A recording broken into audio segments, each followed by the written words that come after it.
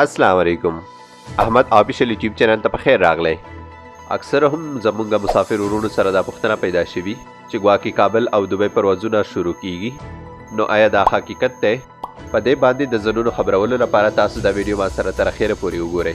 که چیرې احمد آفیشل یوټیوب چینل ته نوي وئ دا د ځنونو سره ضرور سبسکرایب کړئ او ورسره د بیل نښان هم کلیک کړئ. که چیرې مو ویډیو خوښه شوه نو لایک یې ضرور کړئ. ښه، اکثر هم زمونږ مسافر ورونه ماته په واتساپ باندې میسیجونه کوي چې ماته مې ملګري ول چې کابل دوبۍ پروازونه شروع کیږي یا کوم ځای کې موږ دا خبره واورېده، نو دې په اړه به زه دومره درته ووایم چې تر اوسه پورې دا خبره بې بنیاده ده. هېڅ کومې سرچینې نه دي ویلي چې دا کابل او دوبۍ پروازونه به شروع کیږي. ښه، تېره ورځ امارات ایرلاینز اعلان وکړ چې دوی ځینې سپیشل پروازونه شروع کوي. هغه څوک چې د اماراتو اقامه ولري هغه به د هغو لپاره وي. نو د دې پروازونو په اړه زه لږ تاسو ته وضاحت وکړم.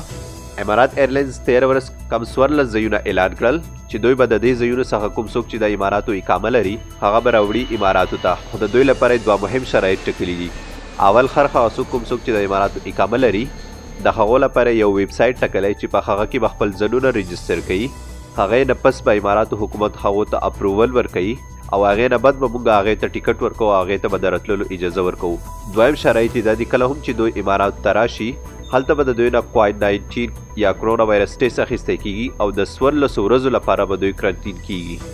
دا دوه مهم شرایط دوی د دې خلکو لپاره وټاکل چې اول به دوی ځانونه رجسټر کوي. هغه ویب سایټ کې کوم چې تاسو ته په د سکرین باندې هم ښکاري دلته به دوی ځانونه رجسټر کوي. هغې نه پس به حکومت دوی ته اپروول ورکوي او بیا به امارات ایرلاینز دوی ته ټیکټ ورکوي. کله هم چې دوی امارات ته راورسیږي دلته به دوی نه د کرونا وایرس ټیسټ اخیستی کیږي او 14 ورځو لپاره به دوی کرنټین کیږي.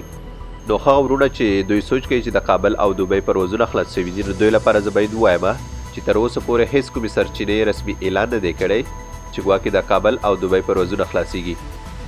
ما د اماراتو دفتر کوم چې په کابل کې د هغو سره خبرې وشوې چې تاسو به د خپلې کمپنۍ لخوا کومه خبرتیا نه وي راغلې د کابل او دوبۍ پروازونو په اړه، نو دوی ماته په جواب کې وویل چې تر اوسه پورې موږ ته هېڅ کوم داسې خبر نه دی راغلی چې موږ به د کابل او دوبۍ پروازونه شروع کوو. نو شاید چې په نږدې راتلونکي کې موږ ته دا خبر راشي، خو تر اوسه پورې موږ ته دا خبر نه دی راغلی. او د دې ترڅنګ ما د دوبۍ ایرپورټ پیرودونکي څانګې مسؤل سره خبرې وشوې. هغې وویل چې ځینې سپیشل فلایټونه شروع کیږي خو په عمومي ډول تر اوسه پورې ایرپورټ بند دی. موږ د ایرپورټ خلاصولو لپاره کوښښ راون کړی تر څو چې په نږدې راتلونکي کې موږ ایرپورټ ټولو پروازونو لپاره خلاص کړو، خو تر اوسه پورې صرف څو مشخصو پروازونو لپاره خلاص شوی دی. نو ګرانو هیوادوالو کوم چې په وطن کې بنې او غواړئ چې اماراتو ته لاړ شئ، او یا هغه هیوادوال کوم چې په اماراتو کې دي غواړي چې وطن ته لاړ شي خو د دې له وجې نشي تللی چې موږ ته به په ریټرن کې پروازونه میلاو شي او که نه، د دوی لپاره به زه صرف دومره ووایم چې فی الحال د ایرپورټ خلاصولو امکانات نشته. شاید چې په نږدې راتلونکي کې د ایرپورټ خلاصولو امکانات پیدا شي. زیات چانس چې په 9مه میاشت کې ده، شاید چې په 9مه میاشت کې ځینې پروازونه شروع شي. خو د دې په اړه کوم نوې خبرې چې راځي تاسو احمد آفیشل یوټیوب چینل تعقیبوئ. انشاءالله چې زه به د دې له لارې تاسو ته خپروم. که چیرې دې چینل ته تاسو نه وئ دا د ځانونو سره ضرور سبسکرایب کړئ او خپل نورو دوستانو سره هم شریک کړئ. نو الله دې وکړي چې تاسو دا معلومات ګټور تمام شوي وي.